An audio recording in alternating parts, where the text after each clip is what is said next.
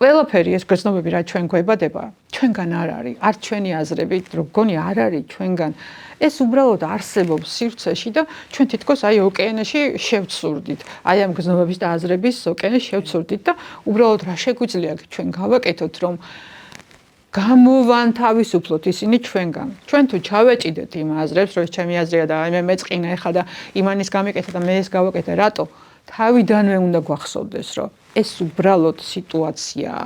ეს არ არის როგორც ესეთი სინამდვილე ისეთი, როგორი ჩვენ გგონია. უბრალოდ სიტუაციაა, რომ შენ რას იზავ, როგორ გაივლი ამას და რას იგრძნობ.